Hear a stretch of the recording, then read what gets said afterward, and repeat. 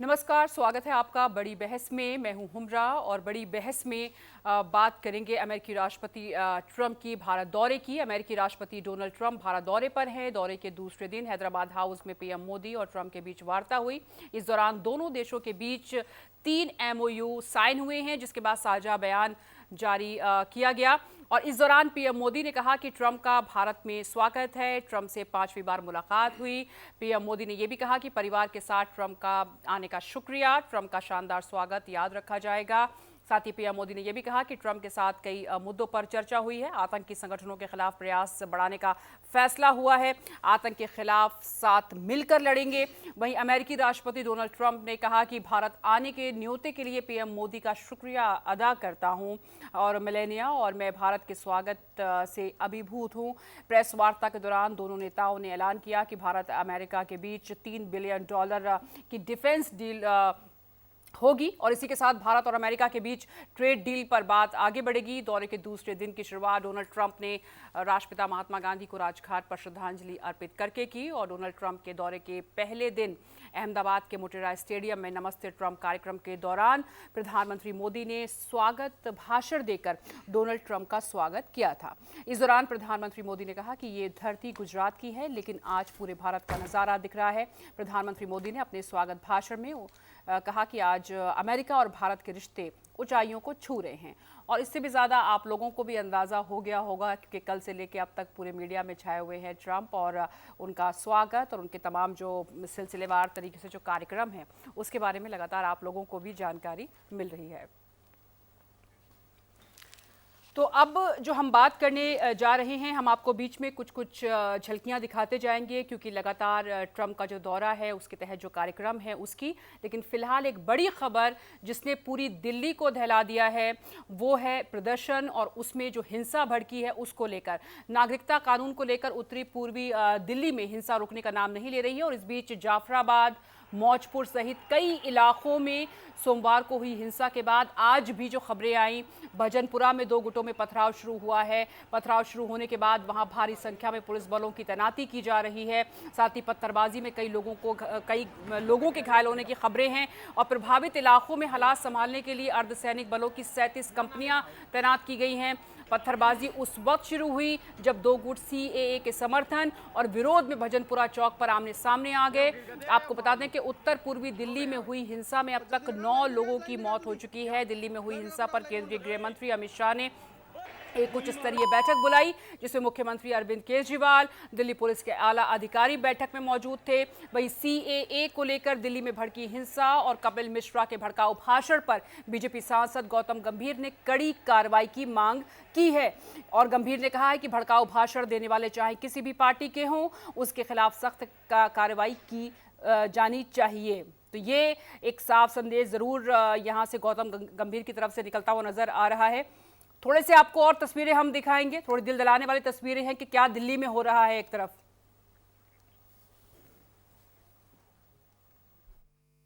अभी गृह मंत्री जी ने सभी पार्टियों की और ऑफिसर्स की, कंसर्न्ड ऑफिसर्स की, पुलिस की मीटिंग बुलाई थी जिसमें LG साहब भी मौजूद थे, बीजेपी के भी रिप्रेजेंटेटिव्स थे, आम आदमी पार्टी के थे, दिल्ली के मुख्यमंत्री के रूप में मैं था, पुलिस कमिश्नर थे, कांग्रेस के रिप्रेजेंटेटिव्स थे और बहुत सकारात्मक मीटिंग रही जिसमें पार्टी पॉलिटिक्स से ऊपर उठ के सबने ये तय किया कि ये हमारी अपनी सबकी दिल्ली का मामला है और सभी पार्टियां मिलके और सभी पॉलिटिकल रिप्रेजेंटेटिव्स मिलके दिल्ली में वापस शांति बहाल करने के लिए जो भी संभव प्रयास है हम सब संभव प्रयास करेंगे।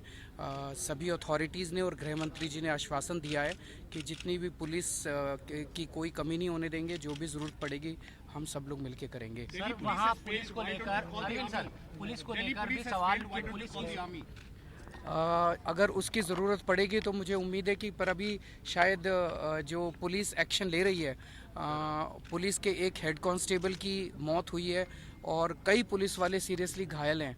मैक्स हॉस्पिटल के अंदर 9 पुलिस वाले घायल हैं, GTB हॉस्पिटल के अंदर 16 पुलिस वाले घायल हैं। Just hold on. तो पुलिस वाले अपनी तरफ से कोशिश कर रहे हैं। ऐसा लग रहा था, मैं भी नीचे सबके साथ पिछले 2-3 दिन से टच में हूँ, ऐसा लग रहा था कि पुलिस की नीचे कमी नज़र आ रही थी। तो वो आश्वासन दिया है कि कोई कमी महसूस नहीं होने देंगे और जितनी ज़रूरत पड़ेगी उतनी पुलिस की वो मुहैया कराएंगे। और सब लोग इसके ऊपर पार्टी पॉलिटिक्स से उठ के सब लोग अपनी दिल्ली में शांति बहाल करने के लिए प्रयास करेंगे। ये बहुत ही चिंताजनक स्थिति है और मैं समझता हूँ कि ये एक बड़ी साजिश का हिस्सा लगता है। हम लगातार लोगों में शांति बनाने के लिए, संयम बरतने के लिए अपील कर रहे हैं, लेकिन कुछ लोग खौलाने में लगे हैं लोगों को, और वो भी उस टाइम जब अमेरिका के राष्ट्रपति डोनाल्ड ट्रंप साहब भारत के दौरे पे हैं। भारत और अमेरिका का ये जो संबंध शुरू हो रहा है, ये आगे आने वाले विश्व के भविष्य के लिए बहुत इम्पोर्टेंट है। लेकिन इस समय पे कोई इस तरह से दिल्ली में हिंसा कराने की कोशिश किया है, हम समझते हैं एक बड़ी साजिश का हिस्सा है। इस वक्त तो सबसे ज़्यादा ज़रूरत है कि दिल्ली के अंदर हिंसा को रोका जाए। और जो बात जो मैंने पहले कही है कि किस तरह से ये भड़काऊ भाषण दिए गए जिसकी वजह से हिंसा भड़की, एचएम साहब ने आश्वासन दिया कि उसके ऊपर भी पूरा अंकुश लगेगा। उनके बिना नाम लिए उनके खिलाफ एफआईआर भी दर्ज हो गई है और मैं समझता हूँ कि उनके खिलाफ सख्त कार्रवाई भी होगी। और मेरे साथ जो खास मेहमान हैं अश्वनी दुबे, सुप्रीम कोर्ट के अधिवक्ता हैं, और साथ ही राहुल लाल, राजनीतिक विश्लेषक, साथ ही संजय मिश्रा, वरिष्ठ पत्रकार। आप तीनों का बहुत बहुत स्वागत है। संजय सर, मैं आप ही से शुरुआत करना चाहूँगी यहाँ पर कि जिस तरह से ये हिंसा हो रही है और हमारे सामने जो दर्दनाक तस्वीरें आ रही हैं, क्या है ये, यहाँ पर क्या रहा है दिल्ली में? अगर हम एक कोने की तरफ देखें तो लगता है कि जैसे ये हिंसा रुकने का नाम नहीं ले रही है। देखिए, सवाल तो वाजिब है, और सवाल इसलिए वाजिब है क्योंकि जवाब कहीं से मिल नहीं रहा है। ये सबको मालूम था कि डोनाल्ड ट्रंप की विजिट होने वाली है हिंदुस्तान में, और इस बात का अंदेशा भी जताया जा रहा था कि शायद उस मौके पर कुछ इस तरह की घटनाएं देखने को मिले, कुछ हिंसक वारदातें संभवतः हो। ऐसा इंटेलिजेंस इनपुट भी था। सवाल ये है कि ऐसा हुआ क्यों फिर, जब सारी जानकारी सबको थी और सरकार को भी थी, व्यवस्था को भी थी, तो पुलिस के हाथ में आपने एक लाठी थमा दी अहिंसक रूप से उसको आगे बढ़ने देने के लिए। सवाल ये है कि यदि शांतिपूर्वक प्रदर्शन चल रहा हो, जैसे कि शाहीन बाग में चल रहा था, तो वहाँ कोई पत्थरबाजी नहीं हुई थी, उस बात को समझ में आती है वो बात। लेकिन यहाँ पर तो कोई प्रदर्शन इस तरह का है नहीं। एक भीड़ आती है, पत्थर चलाती है, दूसरी एक भीड़ आती है, उससे मुकाबला करने की कोशिश करती है, और फिर ऐसे में वातावरण दिल्ली में दहशत का हो जाता है। बिल्कुल, हम हिंसा की जो तस्वीरें हैं वो चाहेंगे कि ये लोग इसको जरूर चलाएं यहाँ पर, कि जो हिंसा दिल्ली में हुई है उसकी तस्वीरें। जी, क्योंकि सवाल इसलिए घूम रहा है क्योंकि आज जहां जाकर सभी सर्वदलीय बैठक होती है गृह मंत्री के साथ, और वहां जाकर एक आम सहमति बनती हुई दिखी, जहां की अरविंद केजरीवाल के बयान से भी स्पष्ट हो रहा है, और बाकी दल के नेता भी अब कह रहे हैं कि दिल्ली में टॉप प्रायोरिटी है कि शांति स्थापित हो। क्या ये कोई राजनीतिक मुद्दा था? पत्थरबाजी कोई राजनीतिक मुद्दा था? ये दिल्ली के माहौल को बिगाड़ने की एक नापाक कोशिश थी, जिसको आपने होने दी। एक हेड कांस्टेबल की मौत हो जाती है, कई पुलिसकर्मी घायल होते हैं, डीसीपी आईसीयू में एडमिट है, और हमारे यहाँ केंद्र में सरकार है, दिल्ली में राज्य सरकार है, और तमाम हम इंतजार करते रहे इन दिनों के लिए। सवाल बहुत बड़ा है। एक तरफ तो हम पीठ थपथपाते नहीं थक रहे हैं कि राष्ट्रपति अमेरिका के आए और हमने इतनी शानदार मेहमान नवाजी की, समझौते हो रहे हैं, लेकिन वो सौदे हो रहे हैं। वो आए, हमने एक डील किया जिसकी हमें ज़रूरत थी, उन्होंने अपना सामान हमें बेचा है, अपाची हेलीकॉप्टर हम खरीद रहे हैं, कोई उपकार हम पर नहीं किया जा रहा है। लेकिन हाँ, हमें माना गया कि हम मजबूत हैं, ये हमारे लिए अच्छी बात है। हमारे प्रधानमंत्री की वो तारीफ करते हैं, देश की तारीफ नजर आती है, भारत की तारीफ करते हैं तो भारत एक मजबूत होता हुआ दिखता है। लेकिन दिल्ली में नाक तले क्या हो रहा है व्यवस्था पर, ये सबसे बड़ा सवाल है। ठीक है राहुल, आप भी लगातार ये खबरें देख रहे होंगे, क्योंकि कवरेज इतना ज़्यादा, अगर हम ये कहें कि ट्रंप को लेकर हुआ, तो ये खबरें कहीं ना कहीं उतनी ज़्यादा निखर कर नहीं आ पाई। लेकिन जो अब हम देख रहे हैं दिल्ली में कि क्या हुआ है कल से लेके अब तक, कि शायद बहुत दहशत का माहौल बन गया है, और ये हिंसा बढ़ती जा रही है कई इलाकों में। कौन है ये? क्यों अरविंद केजरीवाल या मनीष सिसोदिया इस तरह की वर्ड्स का इस्तेमाल कर रहे हैं कि ये गुंडे कहां से घुस आए हैं? और उधर अमित शाह के साथ भी बैठक होती है, अमित शाह कहते हैं कि यहां पर सब कुछ शांति होगी। कपिल मिश्रा का वो भड़काऊ भाषण, क्योंकि हम कुछ देर में जरूर सुनाने की कोशिश करेंगे, उसके बाद उनका अपील करना सुना देते हैं जरा जल्दी से राहुल, कि क्या उन्होंने जो भड़काऊ भाषण दिया और उसके बाद वो अपील करते हुए आज नजर आए हैं। मैं आप सबके बिहाफ पे ये बात कह रहा हूँ, ट्रंप के जाने तक तो हम शांति से जा रहे हैं, लेकिन उसके बाद हम आपकी भी नहीं सुनेंगे अगर रास्ते खाली नहीं हुए तो। ठीक है, रास्ता खाली करवा रहे हैं। ट्रंप के जाने तक आप जाफराबाद और चांदबाग खाली करवा लीजिए, ऐसी आपसे विनती कर रहे हैं। उसके बाद हमें रोड पे आना पड़ेगा। ठीक है, भारत माता की मैं सभी लोगों से शांति की अपील करना चाहता हूं। मुझे लगता है हिंसा से कोई समाधान निकलेगा नहीं। चाहे सीएए के विरोधी लोग हों, चाहे सीएए के समर्थक लोग हों, चाहे सड़कों को बंद करने वाले हों, चाहे सड़कों के बंद से परेशान और त्रस्त लोग हों, सबसे मेरी ये अपील है कि हिंसा तुरंत बंद होनी चाहिए। दिल्ली का भाईचारा बना के रखिए। हिंसा से तो किसी की भलाई नहीं होने वाली। ये हिंसा दिल्ली में तुरंत बंद हो और शांति की अपील मैं सभी लोगों से करता हूँ। अब तक गवर्नमेंट ऑफ इंडिया की तरफ से कोई कंडेमनेशन नहीं होता है। 7 से ज्यादा लोगों की मौत हो चुकी है, करोड़ों रुपए की प्रॉपर्टीज को जला दिया गया। ये तो गवर्नमेंट खामोश क्यों है? वीडियोस निकल रहे हैं, नीचे नौजवान लड़के पड़े हुए हैं। क्या सिटीजन्स की डिग्निटी कुछ है ही नहीं है? और मारकर पुलिस उनसे कह रही है। और फिर कई वीडियोस हैं कि पुलिस खुद पथराव कर रही है, बल्कि पुलिस शय दे रही है, प्रोवोक कर रही है लोगों को कि मारो बंडे, पत्थर उठाकर मारिए। तो इसको कम्युनल राइट नहीं कहा जा सकता। ये कम्युनल राइट नहीं है ये। ठीक है राहुल, अब ओवैसी जो कह रहे हैं कि यहाँ पे ये कम्युनल राइट नहीं है, इसका कुछ और वो नाम देने की कोशिश कर रहे हैं, लेकिन जो कपिल मिश्रा जिस तरह से भाषण दिया और आज वो अपील कर रहे हैं लोगों से। कपिल मिश्रा का जो बयान है, हम लोग देख रहे हैं कि वो पुलिस को चुनौती दे रहे हैं और व्यवस्था तंत्र को चुनौती देते हुए दिख रहे हैं कि तो वो बयान काफ़ी ज़्यादा उत्साहपूर्ण बयान है उनका। जिन क्षेत्रों में दिल्ली में हिंसा हो रही है उस रास्ते से एक लंबे समय तक मुझे गुजरने का मौका मिलता रहा है, वो पूरा का पूरा सेक्शन से।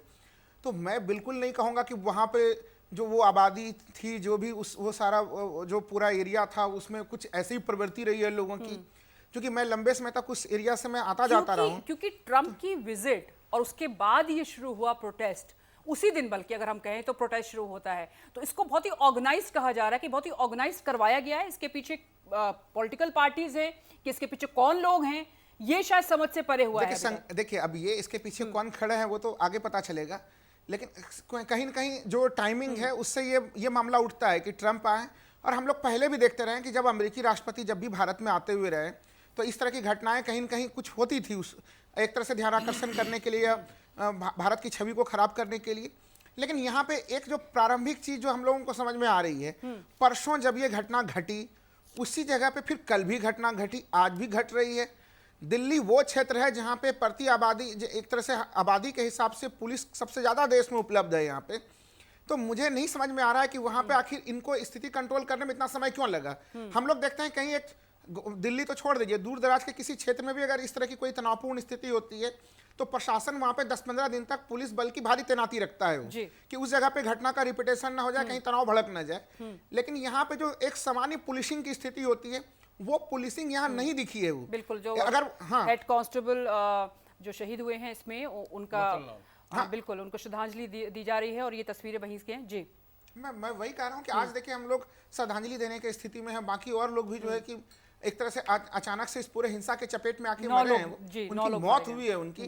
तो ये एक तरह से दिल्ली पुलिस की विफलता को दिखा रहा है कि आप कहाँ थे। फर्स्ट दिन घटना घट गई, मान भी लिया कि चलिए आपने इंटेलिजेंस इनपुट को आप सही ढंग से नहीं पहचान पाए, लेकिन उसी जगह आपको लग रहा है जो अर्धसैनिक बल है, पुलिस है, उसको एक भारी मात्रा में वहां पे तैनात करना चाहिए था। देखिए और शायद उस वक्त अंदाजा भी नहीं था कि ये हिंसा इतनी ज्यादा भड़केगी। और फिर उससे रिलेटेड जो वीडियोस सामने आ रहे हैं, हालांकि वो कितने ऑथेंटिक है ये हम नहीं बता सकते, लेकिन वो वीडियोस भी कुछ बता रहे हैं कि वहां पर हो क्या रहा है। मान लीजिए कि हम लोगों ने परसों के हिंसा को देख लीजिए, कल के भी हिंसा को देख लीजिए, लेकिन आज जब हम लोग सुबह ट्रम्प के मामले के लिए जब हम लोग नजर बनाए हुए थे कि वहां पे क्या समझौते होंगे, तो उस समाचार से पहले दिल्ली के हिंसा के समाचारों से हम लोग रूबरू हो रहे थे कि वहां पे घटना कितनी बिगड़ती चली जा रही थी। कई सारे पत्रकार गंभीर रूप से घायल हैं, पत्रकारों के ऊपर हमले हो रहे हैं। तो एक तरह से जो लोग इस पूरे घटनाक्रम को अंजाम दे रहे हैं वो चाह भी नहीं रहे हैं कि इस घटना की कवरिंग हो, रिपोर्टिंग हो, क्योंकि पत्रकार तो न्यूट्रल है, तो उसको रिपोर्टिंग करने से क्यों रोका जा रहा है? तबरेज हमारे सहयोगी लगातार कल से लेकर अब तक वहां पर कवरेज करने की कोशिश कर रहे हैं, वहां से रिपोर्टिंग कर रहे हैं। रिपोर्टिंग करने से उनको भीड़ ने रोका भी है। और जो मीडिया कर्मी है, मैं सभी की बात करूंगी, वो तमाम बहुत सुरक्षित स्थानों पर जाने की कोशिश कर रहे हैं। पुलिस उनका साथ वहां पर दे रही है कि अगर वो आगे बढ़ेंगे, वीडियो बनाने की कोशिश करेंगे तो शायद उन्हें कुछ भी हो सकता है। तो इस तरह के हालात आप समझिए कि ये कितना भयावह हालात हैं यहाँ पर। बिल्कुल, क्या एक लाइन का चीज ये है कि जो भी इस तरह का उपद्रव कर रहे हैं वो नहीं चाह रहे हैं कि कवरेज हो, मीडिया के कैमरे में वो आ जाएं और उनकी पहचान कर ली जाए। तो वो अपने पहचान को गोपनीय भी रखना चाहते हैं, कार्य को अंजाम भी देना चाहते हैं। अश्वनी दुबे जी, जो कि सुप्रीम कोर्ट के अधिवक्ता भी हैं और कानूनी जानकार हैं, मैं आपसे जरूर जानना चाहूंगी सर, ये कल से लेकर अब तक जो घटना घटी है उसको कैसे देख रहे हैं? जब यूएस राष्ट्रपति का प्रोग्राम ऑलरेडी शेड्यूल था, तो ऐसे समय पर जो हमारा इंटेलिजेंस का इनपुट है वो ऑलरेडी गवर्नमेंट के पास था कि इस तरह की घटनाएं हो सकती हैं। और जब ऑलरेडी जामिया, अलीगढ़ और तमाम जगह पर ऐसे वायलेंस हो चुके हैं, और जब यहाँ पर एक वीवीआईपी मूवमेंट होता है और ऐसी जगह पर जो नेशनल कैपिटल टेरिटरी है, देश की राजधानी है, जहाँ पर तीनों आर्म्ड फोर्सेस के हेड हैं, जहाँ पर प्रेसिडेंट हैं, प्राइम मिनिस्टर हैं, अर्धसैनिक बलों के हेड हैं, पुलिस कमिश्नर हैं और तमाम मशीनरी है, उसके बाद भी आप जो है एक हिंसा नहीं रोक पाते हैं कुछ हिस्सों में, वो एक दिखलाता है कि लॉ एंड ऑर्डर का कंप्लीट फेल्योर है। और मैं समझता हूं कि हर चीज के लिए सुप्रीम कोर्ट की तरफ करना, क्योंकि सुप्रीम कोर्ट की जिम्मेदारी नहीं है लॉ एंड ऑर्डर इंश्योर करवाने की, ये जिम्मेदारी है जो सरकार में बैठे हुए लोग हैं, जो प्रदेश के मुखिया हैं, देश के मुखिया, जिनके पास पुलिस है, जिनके पास अर्धसैनिक बल है। ऐसे में वो चले जाना और जानते हुए कि ऐसी घटना हो सकती है, क्योंकि कल से लगातार, आज पहली घटना नहीं है, कल भी घटना हुई, जिसके पहले जब कभी भी प्रोटेस्टर्स घटना की कोशिश कर रहे थे, ऐसी घटनाओं को अंजाम दे रहे थे, वहां नहीं रोकने की कोशिश करना, मैं समझता हूं कि एक देश की इमेज, दुनिया के सामने इंटरनेशनल इमेज जो है खराब हुई है। और सिर्फ खराब ही नहीं हुई है, आपको तुरंत एफआईआर दर्ज करके चंद कदमों पर पुलिस स्टेशन है, सबके पास सारे मॉडर्न इक्विपमेंट्स हैं। देखिए मेरे पास जो खबरें आ रही हैं सर, यहाँ पर जो सहारा के पास हमारे रिपोर्टर जो हमें खबर भेज रहे हैं वो ये कि मौजपुर में जबरदस्त फायरिंग की अभी की खबर है। लोग जो हैं वहां से पलायन, जो आसपास के इलाके हैं वहां से पलायन करना शुरू कर दिया है। तो एक खौफनाक तो कम से कम एक तस्वीर यहाँ पर हमें दिखाई देती है। ये पैनिक करने की बात नहीं है, ये तस्वीरें बता रही हैं बहुत कुछ। घटना कब हो रहा है? जब हम लोग ये सुन रहे थे कि पूरे दिल्ली को हाई अलर्ट पे रखा गया है जी। अगर हाई अलर्ट की ये स्थिति है तो फिर तब तो हम लोग ये भी सोचें कि सामान्य पुलिसिंग तब चल कैसे रही है? बिल्कुल। शम्स तबरेज अगर मेरे साथ मौजूद हैं। शम्स, आपको अभी तक क्या जानकारी मिली है? आप वहां पर मौजूद हैं, ये हम जो खबर देख रहे हैं आप ही ने भेजी है कि घर बार छोड़कर लोग वहां से अब सामान लेकर निकलने की कोशिश कर रहे हैं, जरा बता दें आप कि अभी सिचुएशन क्या है? बात हुई लोगों से, वहां से बड़ी संख्या में लोग आ रहे हैं। पहले तो हम अगर दूर से उन्हें देखा तो हमें लगा कि ये दंगाई हैं जो हमारे तरफ आ रहे हैं, लेकिन वो एक उनकी संख्या थी जो अपना बैग और पूरा सारा सामान पैक करके रेलवे स्टेशन की तरफ जा रहे थे और बहुत ही तेजी से जा रहे थे। हमारे इन लोगों से बातचीत भी हुई, वो कह रहे थे कि भाई खासतौर से जाफराबाद के घरों के गलियों में घुस कर जो है दंगाई जो है आतंक फैला रहे हैं। तो इस तरह से वो घबराए हुए हैं और अपने अपने क्षेत्रों में वो जा रहे हैं। यहाँ पुलिस काफी संख्या में पुलिस बल भी लगाए गए हैं और शाम को जो पुलिस बल अभी तैनात किए गए, खासतौर से पैरामिलिट्री फोर्स की कई कंपनियां जो हैं अंदर लगाई गई हैं, उन्होंने गश्त भी किया है। हमारे सामने भी हमने कई गाड़ियां देखी हैं और खासतौर से फायर ब्रिगेड भी गई है। तो जाहिर सी बात है अंदर कुछ ना कुछ वहां चल रहा है। हम वहां पे चूंकि पहुंचने की हम कोशिश कर रहे थे, लेकिन भीड़ ने हमारी टीम को देखा और हमारे पीछे एकदम पड़ गई। तो हम लोग पहले क्या और मीडिया कर्मियों को चोटें आई हैं? शम्सी, कोई ऐसी खबर है आपके पास? खबर आई है, एक कैमरा पर्सन के जो है पाँव में चोट लगी है, उसका शायद पाँव फ्रैक्चर हो गया है। और दूसरी बात ये है कि जिस तरह से सुरक्षा बलों की मौजूदगी में सब कार्रवाइयां हो जा रही हैं, दंगाई एकदम अपने मन का काम कर रहे हैं। ये एक बड़ा सवाल है कि अगर हम पुलिस के बीच में या पैरामिलिट्री फोर्स के बीच में अगर सुरक्षित नहीं है तो कहाँ सुरक्षित रहेंगे? एक निजी न्यूज चैनल के एक जो है कैमरा पर्सन थे, वो बता रहे थे कि वो सीआरपीएफ की वैन में बैठ करके वो अंदर गए, घटनास्थल पर मौजपुर पहुंचे और उतरने के बाद उनका मोबाइल फोन छीन लिया गया और दंगाइयों ने वहीं पुलिस और पैरामिलिट्री फोर्स के बीच में उनके पूरे फोन को फॉर्मेट कर दिया। और शायद जो जिस तरह की ये घटना है, कल मेरे साथ भी ऐसी घटना हुई, लेकिन मेरा फोन फॉर्मेट नहीं किया गया। जो मैंने वीडियो बना चुका था उन वीडियोस को जो है डिलीट कर दिया गया। तकरीबन 25-26 GB जो है वीडियोस को जो है डिलीट किया गया। तो इस तरह से हम कह सकते हैं कि जो पुलिस के पास एक इख्तियार होनी चाहिए कार्रवाई करने की, शायद पुलिस के हाथ एकदम बंधे हुए नजर आए। हथियार उनके पास नहीं थे, उनसे ज्यादा खतरनाक हथियार दंगाइयों के पास है, जो सर पे जो है लाल पगड़ी बांधे हुए। बिल्कुल शम्स, अगर आप हमारे साथ कुछ देर रुक सकते हैं, आप थोड़ा सा अपने आप को भी जरा सुरक्षित स्थान पर ले जाएं, क्योंकि ये बहुत जरूरी है कि अपनी सेफ्टी पहले होनी चाहिए। संजय जी, आप कुछ कहना चाहेंगे जो शम्स बता रहे हैं? नहीं, देखिए, बहुत दुर्भाग्य यही है, आप कहाँ हैं, दिल्ली में हैं या सीरिया में हैं? ये भारत की राजधानी है और दिल्ली है। दिल्ली अमन चैन की राजधानी मानी जाती है, जहाँ लोग अपनी रोजी रोटी के लिए आम जिंदगी जीते हैं, अपने भागदौड़ की ज़िंदगी में इतने फंसे पड़े रहते हैं, इन तमाम चीज़ों से उनका कोई बहुत सरोकार होता नहीं है। लेकिन आज दिल्ली कहाँ आकर खड़ी हो गई? आप देखिए, इलाके में आगजनी की घटना है, दर्जनों दुकानें जला दी गई, जलाकर राख कर दी गई। मतलब कितने लोग घायल हुए हैं इसी गिनती नहीं है अभी, एक अनुमान के आधार पर बताया जा रहे हैं बस। आप जब इसको खंगालेंगे, पोस्टमार्टम जब बाद में करेंगे हम लोग कि भाई आखिर क्या हुआ, तो आप देखेंगे बहुत बुरी हालत रही है। सवाल यहाँ पर मैं बार बार क्यों कह रहा हूँ कि व्यवस्था का है, आखिर ये तमाम इंटेलिजेंस इनपुट हमारे पास है। आपको एक तस्वीर याद होगी उमरा की, एक रिवॉल्वर लेकर सरेआम एक हम सुन ले जरा सा एक बयान आ रहा है जी। One thing that we have seen that heavy stone pelting going on reported from both sides. See, right now the pelting is stopped, and we are here till the time situation normalizes. Otherwise, we'll place some more force here, and we'll ensure that it doesn't happen. So one thing that we have noticed as we were walking with you and the police officials, that once the police goes ahead on the road, the fear of law and order among the people is no more, because we saw that once you reach at that particular point, then there is stone pelting. See, what happens is we are here taking an overall round of the area and the situation. We have our local officers also stationed here. For example, at this very point, there was an officer stationed in the morning, and he had to rush somewhere else for an issue, but we'll station somewhere else, somebody else here. So our local officers who are deployed point-wise or area-wise, they are also there. So it's not as if we are leaving and people are coming back and all that. We are sending a message. We are going and clearing, and meanwhile our local officers are also responding wherever there is an issue. And today, right now, I think situation is, as you can see, it's much more peaceful right now, and we are dominating all the main roads. Thank you. Thank you so much. तो लग रहा है कि उसका असर कहीं ना कहीं लग रहा है। बिल्कुल, मैं यही कह रहा हूँ कि अब सारी एहतियात बरतने की बात हो रही है।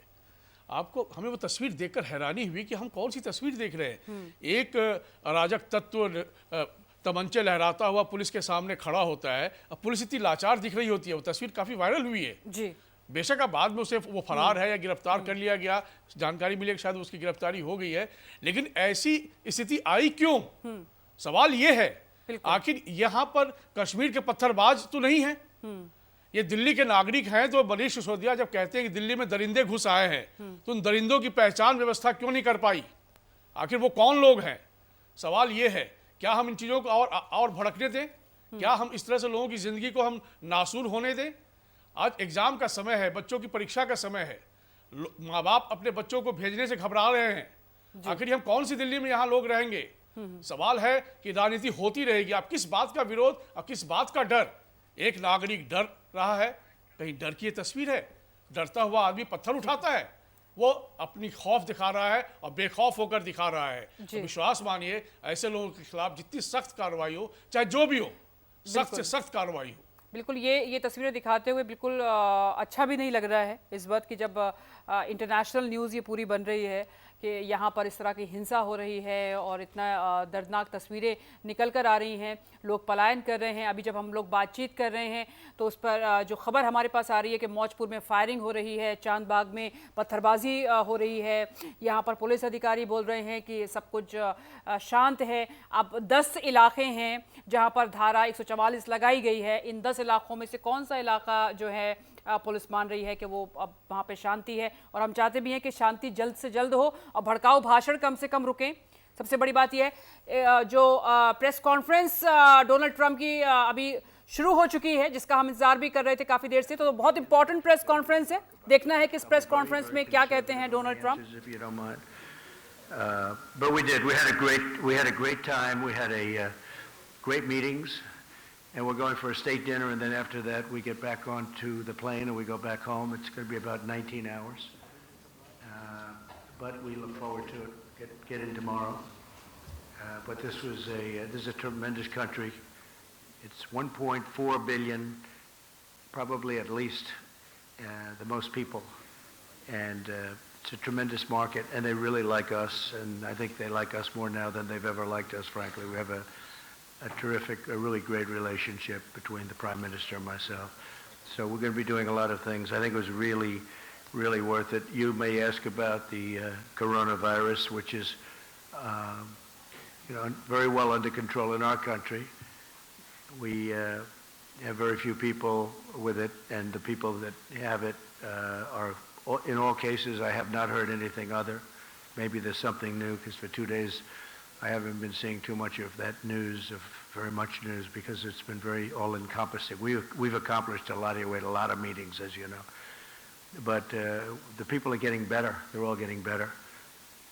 We brought in some Americans from a ship because it was really the right thing to do, and they're in quarantine. And we think they'll be in very good shape very, very soon. We discussed a lot of different elements. We actually discussed the coronavirus, and at this moment, India doesn't have much of a problem, they feel. It wasn't expressed that they did, which is great.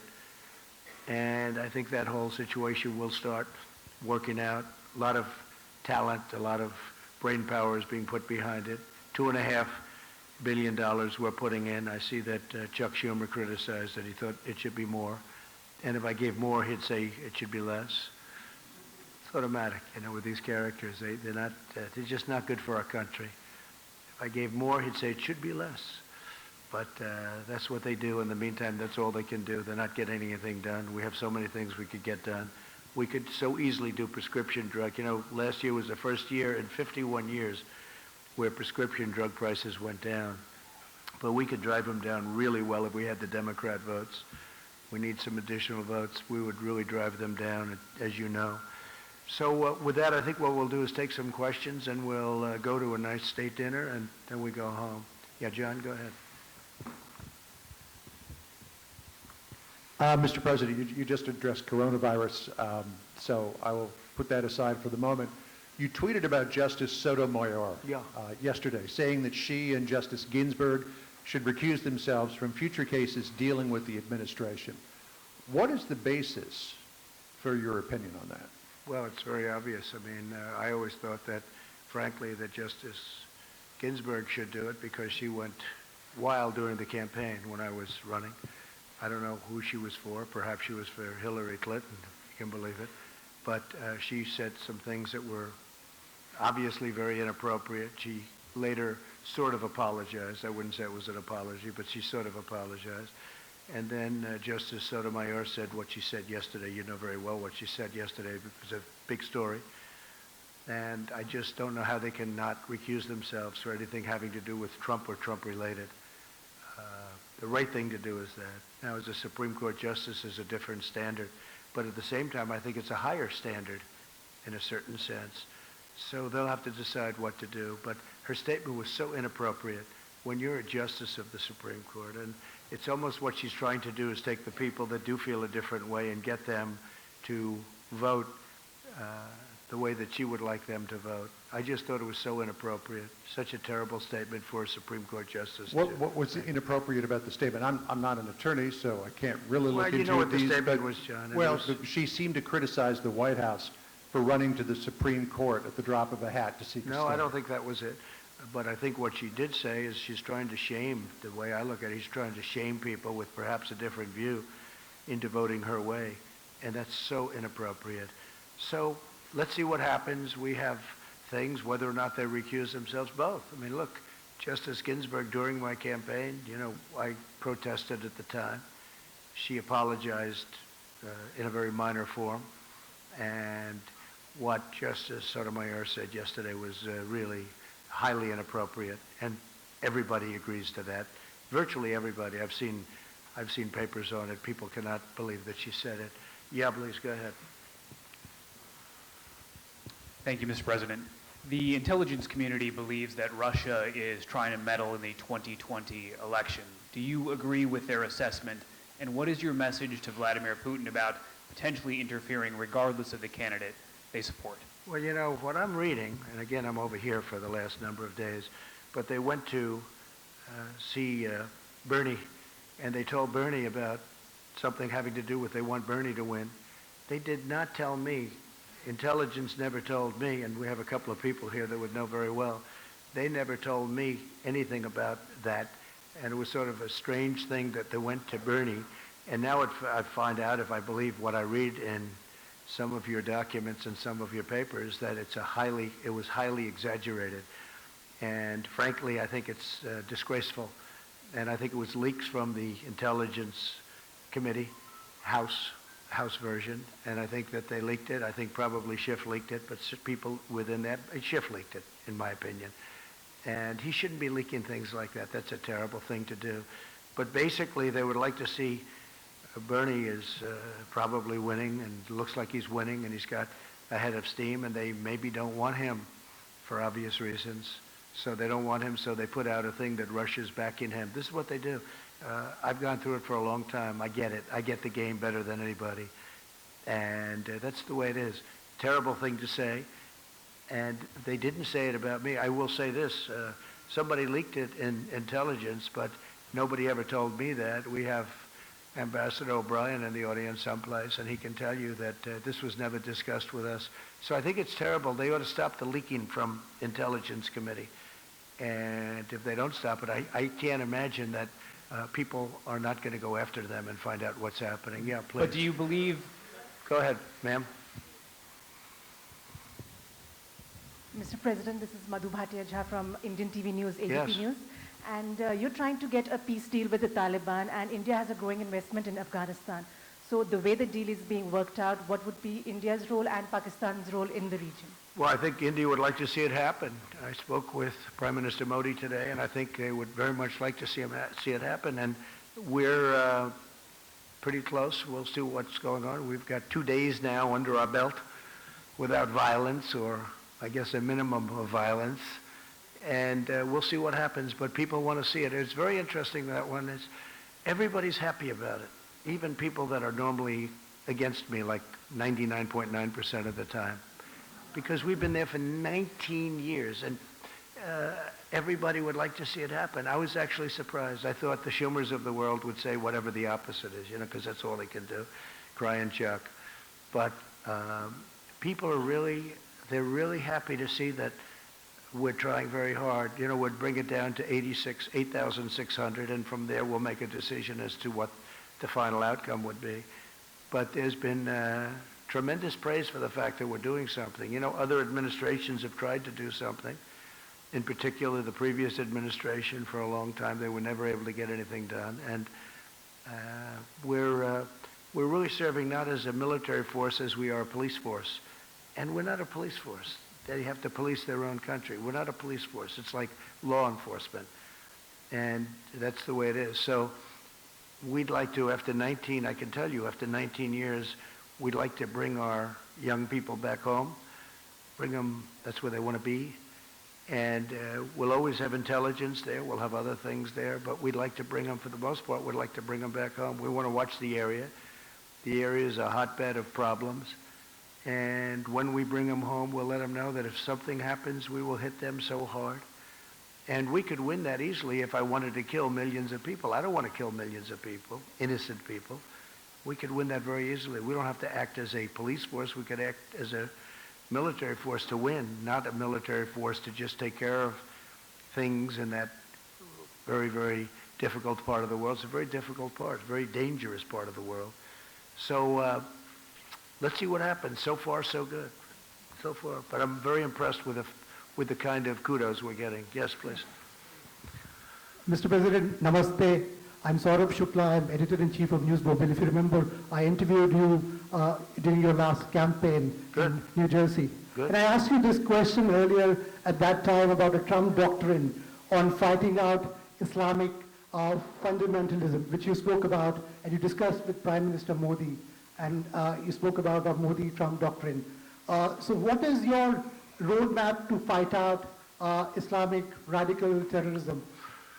Well, I don't think anybody's done more than I have, if you look, because I came in, and if you check your maps and look at Iraq and Syria, it was all over. In fact, they had it painted a certain color. I won't tell you what color because it doesn't matter. Somebody will say it was a Republican color, so I don't want to get people confused. But it happened to be red, and it was basically trying to show where ISIS was in those areas. And it was out of control. And I gave the orders, and we have 100% of the caliphate. We have tens of thousands of people in prisons now. They're being guarded by the Kurds and others. Europe should take a lot of them back. So far, they haven't agreed to do that. They should do that because we did them a big favor. We captured them, but I did that. We killed al-Baghdadi a few months ago, and Soleimani is gone. He's no longer putting roadside bombs all over the place. Somebody else may be, but he was the father, the king of the roadside bomb. All of those young people that you see with missing legs and arms. I've seen every combination. The legs are gone. You go over to Walter Reed. I have to say the doctors at Walter Reed are incredible what they're able to do. Incredible. But that's what his thing was. He thought that was a beautiful weapon, roadside bombs. It's a coward's bomb.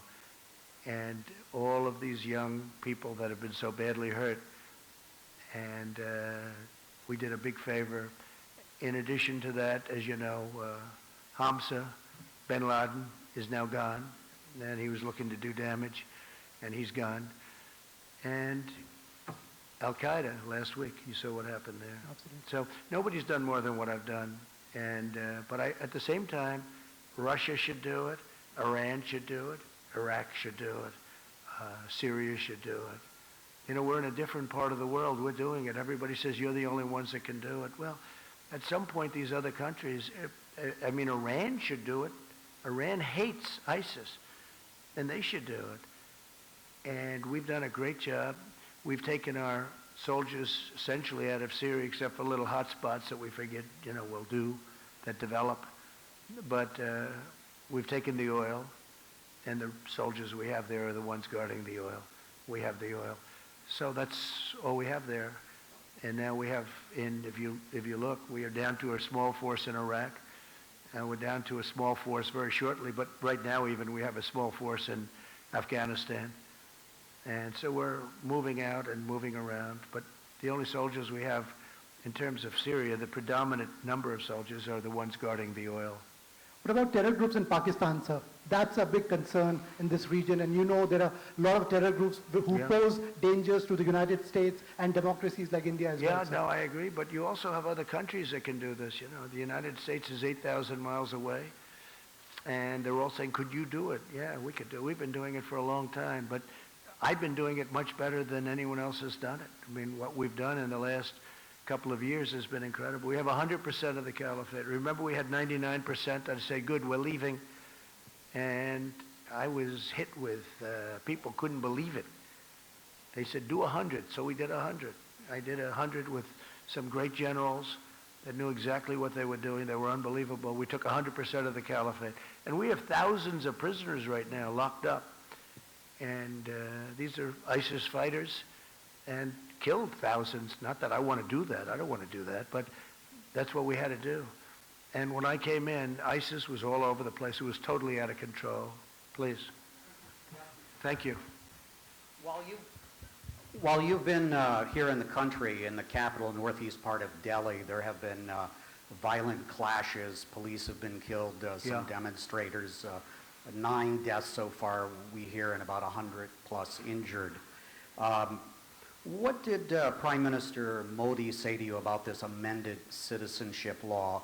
And how concerned are you about this kind of religious violence? So we did talk about religious freedom, and I will say that the Prime Minister was incredible on what he told me. He wants people to have religious freedom, and very strongly, and he said that in India they have worked very hard to have great and open religious freedom. And if you look back and look at what's going on relative to other places especially, but they have really worked hard on religious freedom. I asked that question in front of a very large group of people today, and he talked about it. We talked about it for a long time, and I really believe that's what he wants. As far as the individual attack, I heard about it, but I didn't discuss that with him. That's up to India.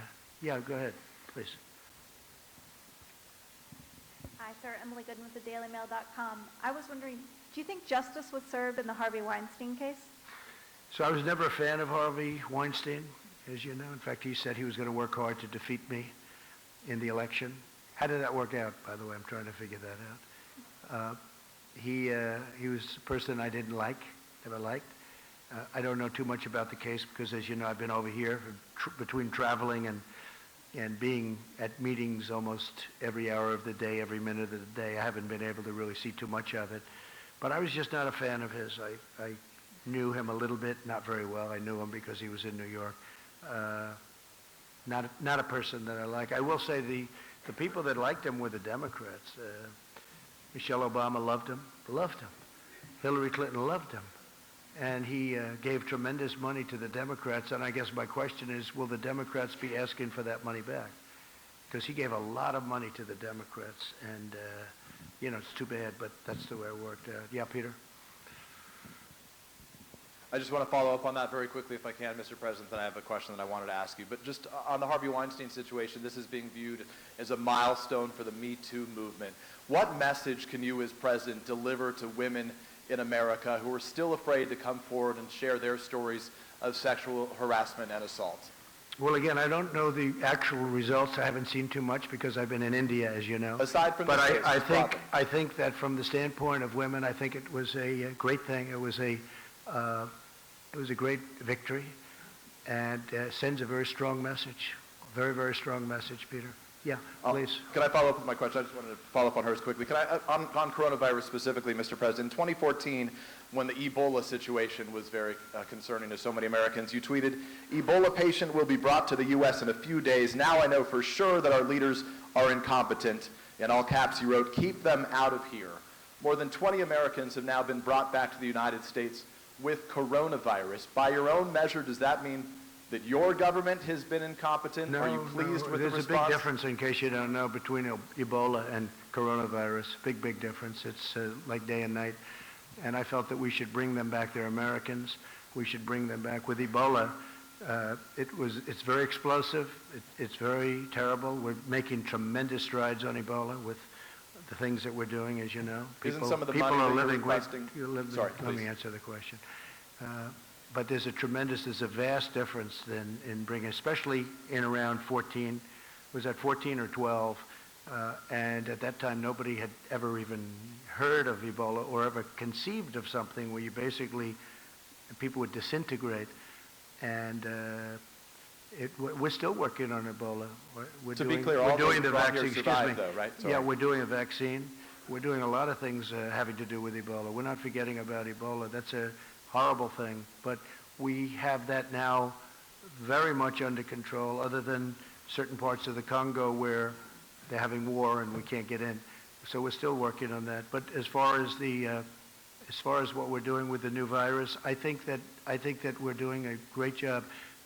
I felt that, and the decision was made in Japan, let these Americans come back and we'll see where they are, but they were immediately put into quarantine. There's no problem with it whatsoever. They're all in quarantine. And as you know, I approved $2.5 billion for just that purpose, and also for working and getting a vaccine. For clarity, those with Ebola, when they were brought here, were quarantined, and all the Americans also survived, I know, right? but the level of death with Ebola, at the time it was a virtual 100%. But none of the Americans who came here. There's a very good chance you're not going to die. It's just it's very much the opposite. You're talking about 1 or 2%, whereas in the other case it was a virtual 100%. Now they have it, They have studied it. They know very much. In fact, we're very close to a vaccine.